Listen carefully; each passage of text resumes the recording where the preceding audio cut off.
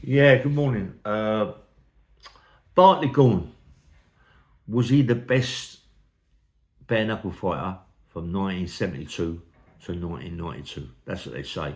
Was he? I reckon he fought anybody in Great Britain, anybody in Ireland. He'd fight down coal mines, he'd fight down horse shows, Horsey Fair, he'd fight all over the place, he'd fight anywhere, cobbles, anywhere he'd fight. And he was, without a shadow of a doubt, they say, the best bare knuckle fighter ever. When Donny Adams fought Roy Shaw, he was there. He put it on Donny Adams. Donny Adams pooed himself, put it on Roy Shaw. And Roy Shaw, don't forget then, Roy Shaw was a machine. He just come out of prison. He was a proper fight machine. I mean, he fought Lenny McLean straight after. He fought straight after he fought Donny Adams. Bashed Lenny up in the first fight, He was a bit near the mark, Roy Shaw. And then on top of that, Bartley Gorman put it on Roy Shaw. He didn't want to know. Not that he didn't want to know. Joe Powell didn't want to know. Alex Steen didn't want to know. They went, no. We're getting in touch with you, Bartley. And he wanted to fight him there and then. Roy Shaw said, I'll fight him now. Get him in the ring and I'll fight him now. Bartley Gorman was a bare knuckle fighter. Didn't believe in putting boxing gloves on. None of that glove game. Bare knuckle, right? Joe Powell just shushed Roy Shaw away and said, "You're not having it. It's not good for us. We don't want him. We don't want this geezer, because if he beats you, Roy, Roy went mad. If he beats you, Roy, that's you finished, yeah. Bartley Gorman, that's you finish it, because he will finish you, yeah." And then he put it on Lenny McLean. Evidently, Lenny McLean was with Frankie Warren and Frankie Warren and Vic Andretti. One of his boxing shows. I don't know if it was a boxing show or what, but he put it on Lenny McLean, and Lenny McLean wanted it. Come on, all us fighters, if you put it on you by someone you want to fight, yeah, I'll fight you.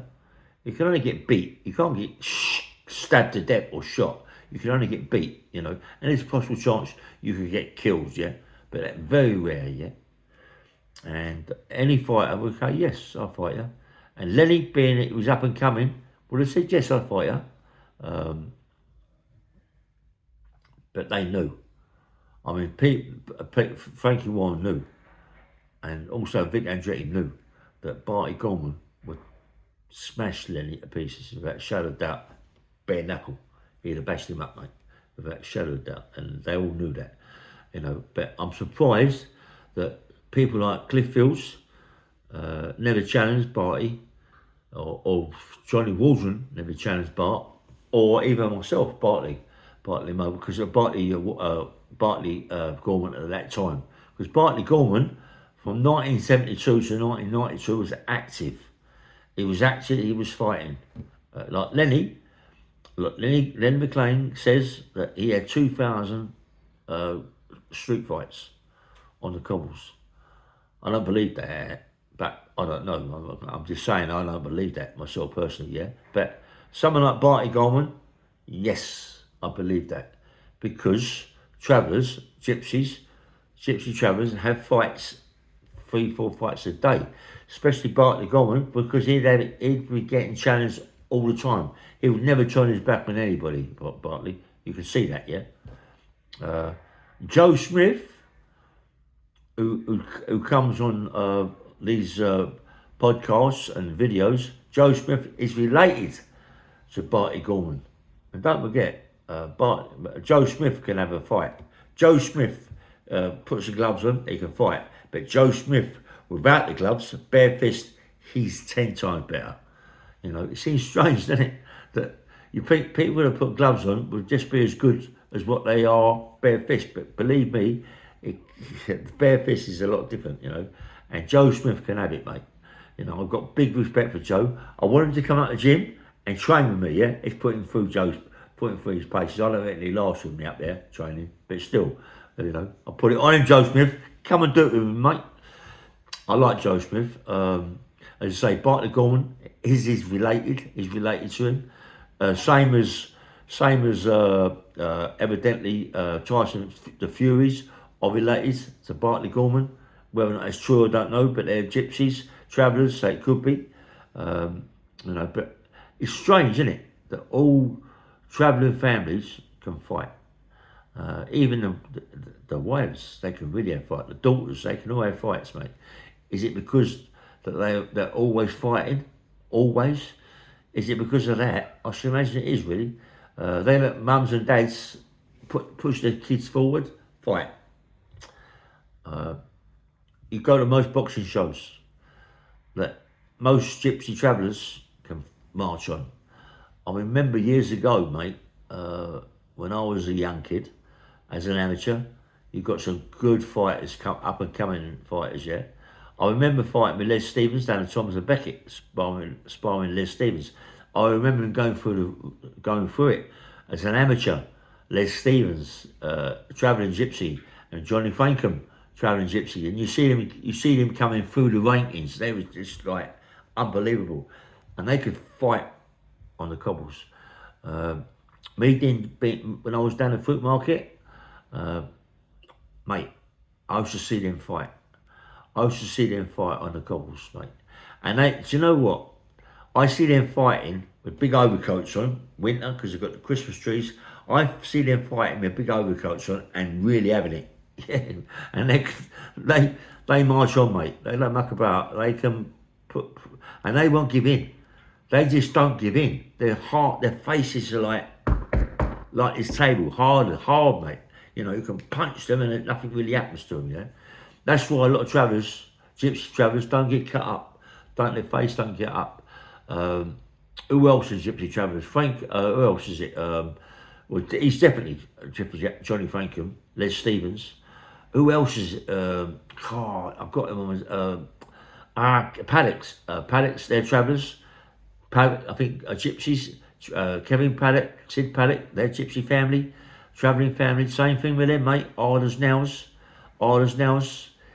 Who else? You got Kevin Finnegan, Chris Finnegan. Wow, they're proper travellers, mate. They're proper gypsy travellers, them families, and they can fight, mate. I can remember Chris Finnegan, mate. He could really have it, and Kevin Finnegan could really have it, and they're related to Joe Smith, I think. I'm not quite sure. They're all travelling families, but they can all march on, you know. And when I was not a kid, 16, 17, and I used to knock about with my mate Farrell McGill, and he's an Irish gypsy, you know, and he's like heavy in the other Irish people as well, but he's like proper, you know. We used to go to the sites with him, mate. And see these travellers, you know, you see that lock, stock, two smoke your barrels, you know, and you see them go to the site, you know, and you see them, that's exactly how they talk, you know, and they all want to fight. They all want to fight. Obviously, they've got their main one in there, you know, but they all run around, mate. They all run around. And when I was being there, and saying it again, but being in the Fruit Market, Christmas time, when you get maybe 20, 30 gypsy travellers come in with their trees, yeah, and every one of them, their faces rock hard, you know. Look at them, you know, chiseled, it's all chiseled out, yeah, and you look at them, you think, oh, and they're all like very dark complexions, because gypsy travellers are Indians. They're Indians, yeah, they're related to Indians. You know, that is how it is, you know. And, yeah, they've got that complexion about them. But fight, mate. They can all fight. Gypsy travellers can all fight, you know. And anyway, Bartley Gorman, was he or was he not the best bare knuckle fighter from 1972 to 1992? Anybody got any stories about Bartley Gorman? Comment me and let me know, you know. It's just a shame that everything is wrapped around Lenny McLean and Roy Shaw, because in them times, Lenny McLean and Roy Shaw, they were the ones that started the unlicensed fighting through Frankie Warren and Joe Pyle. Frankie Warren was the one.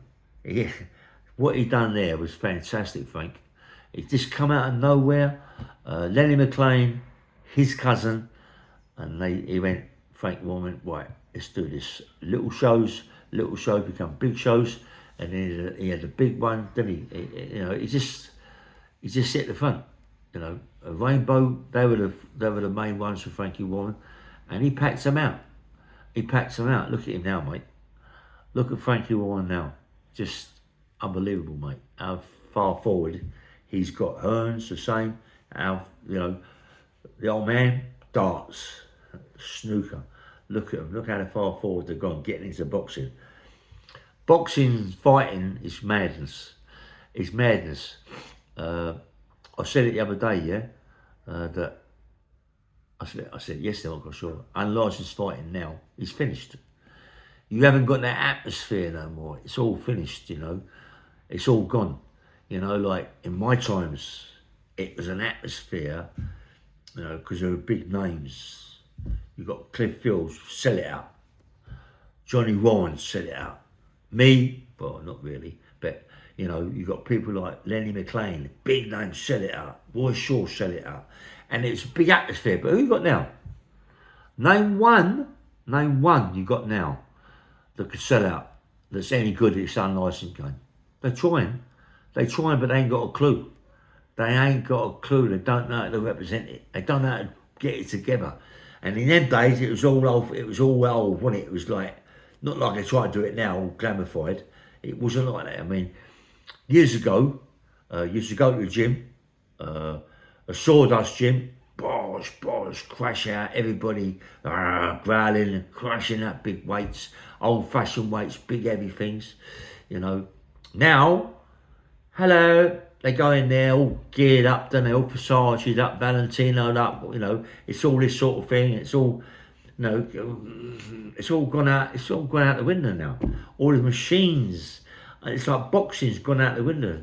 Unlicensed fighting's gone out the window, mate. Gone, chum. Even fights the way they are now, you know, money. Listen, this is why we do it. We all do it for money. The belts now, you got maybe 10 belts. You know, come on, it's a joke. Before you had 1 or 2 belts, now you've got 10 belts. It's madness, you know. You see champions there, can hardly stand up, you've got 10 belts on them. Up all around their arms, their neck, their head, everything, yeah. But it's money, innit? You know, come on. You know, like Usyk, yeah? Usyk gonna fight John Fury. Nah. We all knew what was gonna happen there. We all knew that Anthony Joshua and Tyson Fury was gonna be the fight. You know, everybody wants that fight. They're not so much in Usyk, you know what I mean? Usyk could beat Tyson Fury anyway. But now Anthony Joshua, listen, it's all a big fix, isn't it? Everything's a fix in fighting game now. It's all finished, mate. It's like, have you ever met families like the Furies? Seriously, yeah? You got John Fury, listen. Years ago, yeah, me and a geezer called Mickey THEO used to have words, mate, like it's gone out of fashion, you know, like he called me a crackhead, he called me this, called me that, and I'd have go at him about John Fury and all that, yeah. Now, as he said, Mickey THEO, that he was the first one to challenge Jake Paul, to challenge John Fury. Now, Jake Paul, Mike Tyson. Why not Mickey THEO, Jake Paul? Why? Why not money? Why can't that'd be a good money getter? Why? Big bodybuilder, millionaire, big face. Everybody knows Mickey THEO. Mickey THEO's a face, a name. Why not? He'd sell it out. Why not? Loads of people would come and see him fight. Loads of people want to see Jake Paul get beat by someone like that. He can't get a look at it, Mickey THEO. He can't get a look in with John Fury. John Fury's just wiped his mouth, pushed him aside. Now, John Fury wants to fight everybody on media. Anybody and anybody that's there, John Fury wants to fight. Same as Joe Egan. Joe Egan wants to fight John Fury. Big thing. At first, when they done it, it was crazy. Now it's gone out of, it's getting out of hand now because every day, same thing, same shit. Mickey THEO done this 3-4 years ago, and John Fury's never fought him since. He went all the way to Manchester, Mickey THEO, put up big posters that he'd fight him anytime, anywhere. And now, yeah, it never shows. You know, Mickey THEO wants to fight John Fury. Mickey THEO wants to fight Joe Egan. Why not? Why not? He's up for it, mate. He wants it. He's put it on his. He put it on a podcast the other day that he wants to fight Joe Egan. He's not got. Listen, as he said, he doesn't hate John Fury. He doesn't hate Joe Egan, but he wants to fight them. He wants to fight them. That's why I go chickens, because they listen. They say, a lot of people saying, yeah, but Mickey THEO has never got amateur record, professional record, a licensed record, white collar record, nothing. What, because he's not got none of that, makes him what? Useless?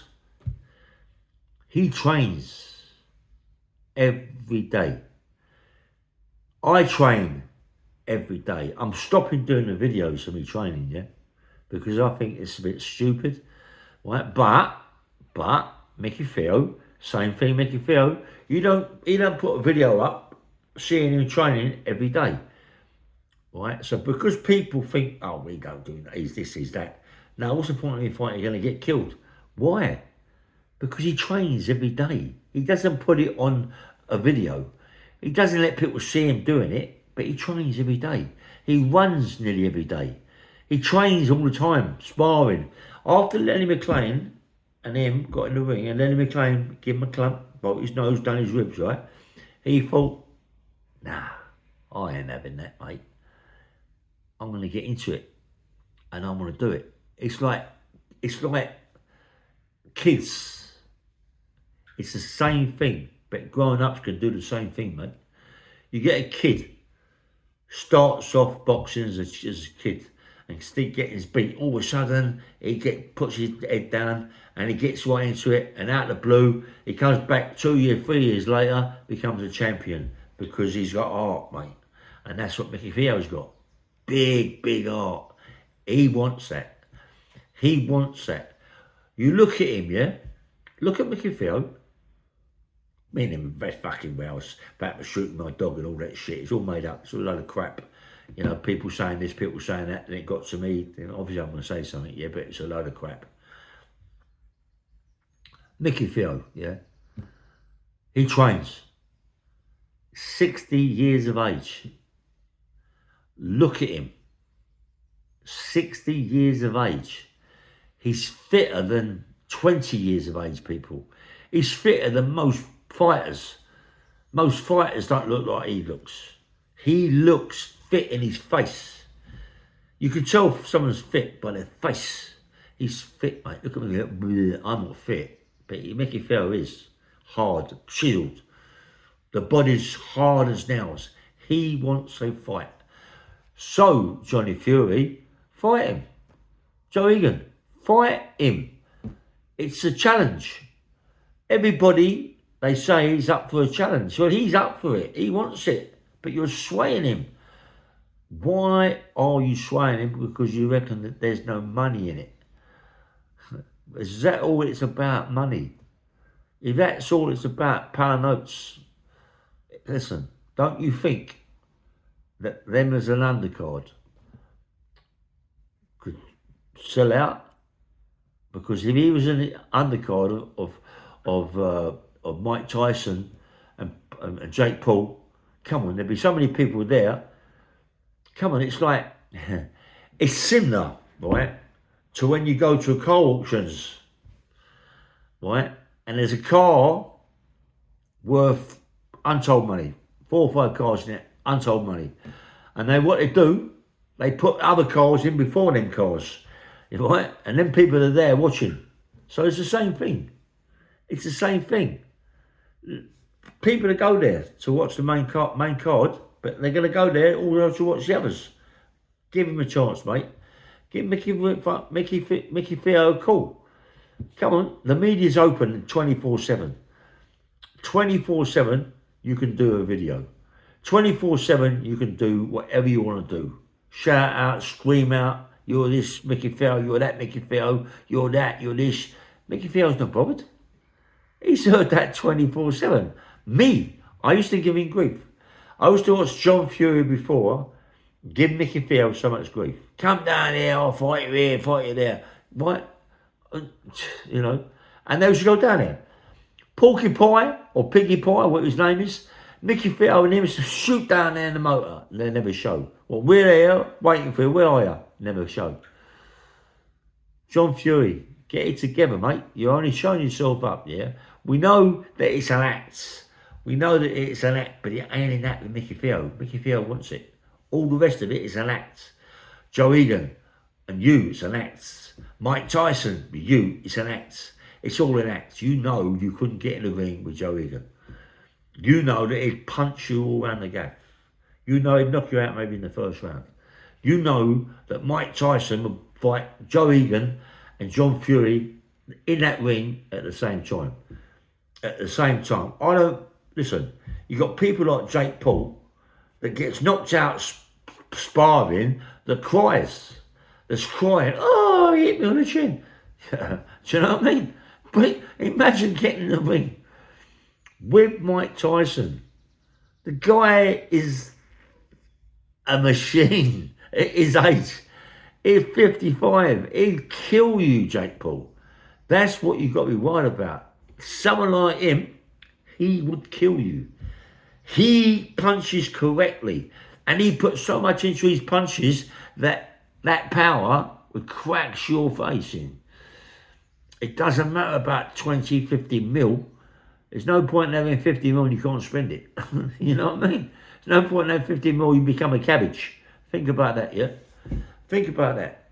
Mike Tyson, come on, mate. He's ruined so many people. He's ruined so many fighters. Because it isn't today that they're ruined. It's maybe a year later when they become so punchy. It's unbelievable. Look at Muhammad Ali. Look what happened to him. I mean, come on. I mean, it's a shame. But that's what happens to a lot of fighters. They took all that stick, all them punches. Joe Frazier, they all wound up like that. All wound up on their heels. But that's how they wind up. And Jake Paul, if you get in the ring with Mike Tyson, it might not be tomorrow. It might be in a year's time, but you're going to wind up a cabbage, mate. You're going to want to the wheelchair. Leave it out. forget Mike Tyson, you know.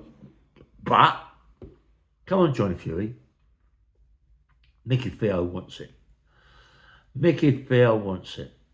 He wants it, you know. And he's in that ring every day, sparring.